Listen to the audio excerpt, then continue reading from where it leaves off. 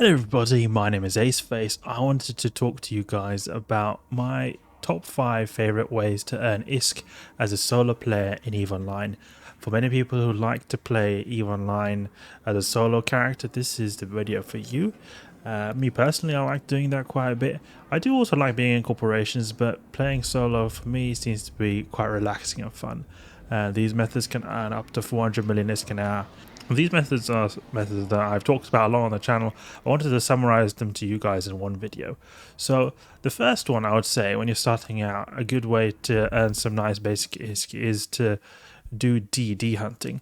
The DD hunting is when you go around to these anomalies, such as this Gris's Hideaway, and you go and then you destroy the NPCs here, and then there's a possibility of you getting escalation, and an escalation is then on the agency tab. You'll then find a route to these escalations, as you can see here. If we go here, see escalations aren't available, but when you get an escalation, then this will be available. And then you go there and you do a site, and there's always going to be a special kind of NPC spawning there. And then this NPC has a possibility of dropping faction modules. And what I mean by faction modules is the very, very expensive modules. So say an example could be from doing these kind of ones we're doing here, the Pitham C-type multi-spectrum shield hardener, worth 290 million ISK, almost 300 million ISK. The Garista's sites, the hideaways and the refuges, for example, they can escalate to Garista's 4 out of 10 sites, Garista scout outposts, and there's a kind of satellite dish, very similar to this one, that you destroy, and you can get these Pitham C-type multi-spectrum shield hardeners. If you're not too keen on ISK and you want to be a bit more daring, you can do this in Nullsec as well. You use something like a T3 cruiser, go around Cloaking style, do the sites there. 6 out of 10s are very nice because they're not so difficult compared to like 10 out of 10s, but you can also get really good loot from them. In terms of the Garistas, you can get potentially the Pitham A-type multi-spectrum shield hardener, this one here. And if you were to get this, that's a ton of ISK. The downside about doing DD hunting is there's a lot of RNG involved. Like, the chance of getting an escalation is quite low when you do these anomalies here. You can get a DD hunting or like DD sites even by just scanning. That's also a possibility. But the chance to get DD sites at all by doing this is quite low. And then on top of that, there's a high chance of you not getting a lot of good loot from the boss in the DD site. So there's like a sort of RNG on top of RNG. But a good thing about the DD hunting is that it can be done very easily solo. It's made purely for solo. There's no reason really to have other people doing this with you. It's not like you benefit from having extra people. And it is also pretty newbie friendly as well. Like, if you want to do very entry level stuff, you can do the stuff we're doing now in ISK. These basic anomalies. But if you're a bit more experienced, you can go into Nullsec, and you can then do stuff there, a little bit more expensive stuff with Tech 3 cruisers. And the good thing about these anomaly hunting or DD hunting is that you sometimes find these commanders even in these basic anomalies. Sometimes, in rare cases, not all the time, but they can sometimes drop pretty good loot here. This was very lucky that we managed to get a Dread Garistas just like that. But this is one of the so-called commanders you can get from these anomalies. They can sometimes have like 30 million plus ISK in these, but often they don't. So this is just a pure luck here, but I may as well could not get this. More often than not, you'll find... What the... 190 million ISK? There is a lot of ISK there. Is this actually worth 100? What? Oh no, it's not. You see, I mean, sometimes you can get good stuff. But this is really rare. Don't expect this. So that's my first way I would say is a good way to get ISK as a solo player. Another good one is one that I talk about all the time, Abyss. Abyss is great for solo style gameplay. Abyss is when you use these filaments. You can find them in the store, or you can get them from the exploration sites, but mainly in the store. Say here, calm electrical filament, for example. These filaments, use them. You go to like an asteroid belt somewhere far away from any structures like stations, and then you can go into the Abyss. You do these 3 rooms, and you get loot in each room. And there's basically enemies you have to destroy to be able to get to the next room. It is very challenging the higher tiers you go, because there's different tiers of Abyss. Calm Electrical is tier 1, there's T0s, and it goes all the way up to T6, which is the most difficult one. and T6 stuff requires multi-billion ISK fits, lots of good skill points as well. So it's very scalable. You can have like the lowest of the low, the T0s, and then you can all go all the way up to T6. Like T0s can be run on day 1 characters. So the thing is, Abyss is really nice for a solo activity. It's made to do solo. You just go in, 1 cruiser, and that's it. You can run with other people, but that's sort of secondary. You can use 2 destroyers or 3 frigates, but it's otherwise made to be used with 1 cruiser. So like there's 3 alternatives to the Abyss. When I activate this filament, like that carbon electrical filament I showed you guys before, then you can either go in with 1 cruiser, 2 destroyers, or 3 frigates. So it just depends on what you choose. So it's made to be solo style. You can just use 1 really good cruiser. So it is really great. The best tier of Abyss, T6, you can earn over 400 million ISK an hour. So it's amazing ISK. And you can also earn maybe like 10 million ISK an hour, 5 to 10 million ISK an hour, depending on your luck in the T0. So you can still get some nice starter ISK as well. And all done solo. So Abyss is a really high recommendation for me if you're a solo character and want to earn ISK. A downside to the Abyss is that when you die in the Abyss, you can't grab your stuff. You die there, the Abyss dungeon closes and you can't go back in. So you're completely dead. You lose all your implants, you lose all your ship, you can't get anything. Another downside is that when you get to the high tiers of Abyss, then you have to use very, very expensive ships. As I said before, multi-billion ISK ships. This can cause issues when it comes to ganking, because when you go into these Abyss sites, then you sort of leave a trace in normal space while in the Abyss site, and this can be scanned down by gankers, and they can gank you. I've personally been ganked. Just Google on my channel, look at the videos, say I got ganked. People can try to gank you, and quite often it happens. So that's always a risk. There's always a risk, not only the PvE, but also the PvP on the outwards part of the site. So that's also, it sounds very lucrative with over 400 million ISK an hour at the top tier, but it is also very dangerous as well, putting many billions on the line. But still, again, a good solo activity in my opinion. Then, what would I say is then the third good way of an ISK in my opinion? Well, that would be then doing the Triglavian hunting. Triglavian hunting is pretty good as a solo player. Personally speaking, I think it is very effective when you're multiple players, but it can also be done solo. Triglavian hunting is when you go around and go into systems that are near Triglavian systems. Triglavian systems can be found on the map, these red dots. See these here in the middle of ISK? See them here? Go to systems around here. There's a list of them, you can Google them, and there's a chance of Triglavians spawning in there. When you destroy these Triglavians, then they drop loot, salvage, and drops. The problem I have with Triglavian hunting, or it's not a big problem, but it is a downside, is that it requires a lot of setup. You need to go and destroy certain fleets in the system that are around a wormhole.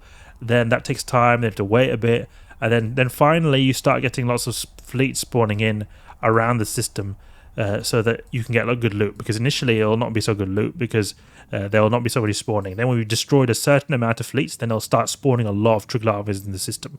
You sort of warm up the system, so to say. So the point I'm saying is that if you're going to do Triglavian hunting, unless someone already was there, then it's usually going to be like a half an hour, 45-minute project minimum if you want to get some good ISK.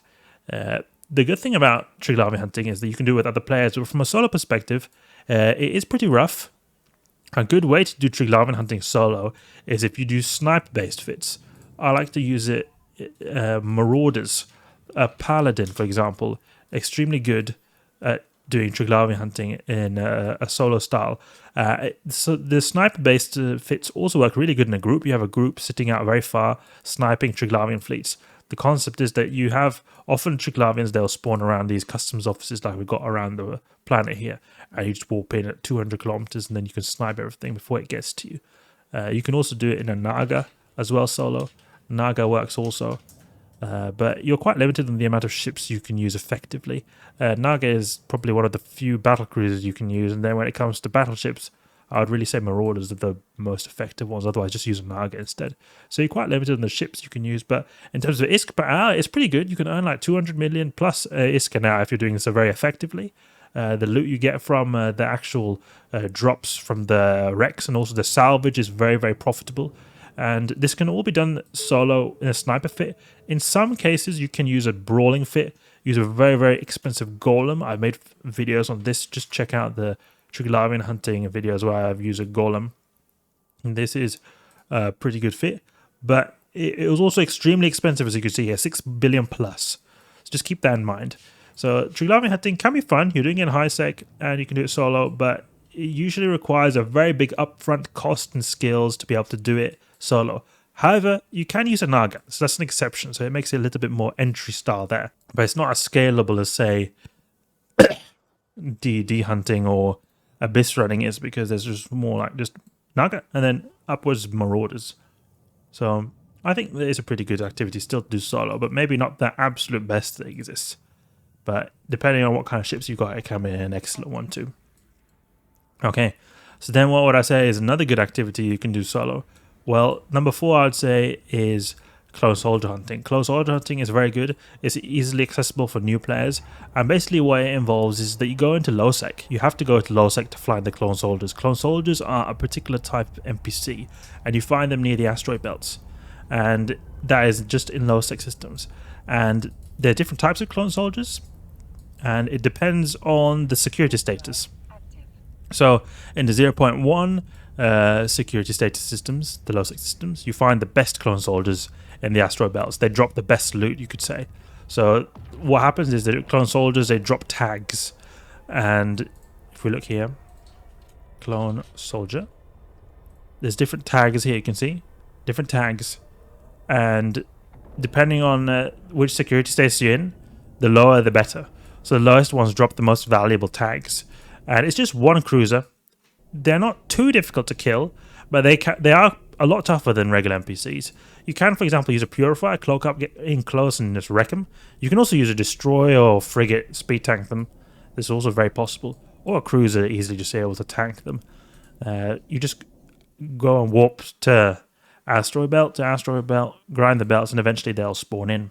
So it's a pretty good way to earn ISK. If you're doing it in a 0.1 system, each one gives you about 30 million ISK, and it's a bit of an RNG kind of situation depending on how many you'll get, but maybe 3 an hour, could maybe get more in rare cases, maybe less in some other cases. So it depends a lot on your luck there. Not only is clone soldier hunting good for the clone soldiers itself, but at the same time, you're warping belt to belt. There's always a chance you can find these Mordus Legion NPCs. They're special types of NPCs that are extremely rare. I find them to be a lot more rare than the clone soldiers, but they can drop really good ISK. You can get the clones, you can get the blueprints for example, the Ballistic. The Ballistic is this Mordus Legion ship here. Blueprints for this, or the Orthoris here. You get a blueprint for this, or the Gamma. And these can be sold on the market then. For depending on a little bit which one you get, because there's Gammas that can spawn in, there's a Orthoris that can spawn in, and there's also a Bargus that can spawn in. As soon as you kill it, it'll drop a blueprint. They can be, depending on which one, many hundreds of millions just from one NPC. And you're doing that at the same time when you're doing clone soldier hunting. It's very profitable if you just happen to have good luck and find it. Also, when you're doing clone soldier hunting, you can find faction spawns like that Dread Garistas we found before in the hideaway that we were doing in the beginning of this video, and that is then a very good source of income as a solo player, because you're just warping around, grinding belts, and you can occasionally kill them the same way you kill a clone soldier. Or you can get maybe a faction module, like a good warp scramble or something like that. Once, personally, I got one of these Sancha's True Sancha Warp Scrambler. 130 million, just like that. But very rare, not at all easy to find. Rare situation. Nothing you'll find every day. A long time ago since I found one of them.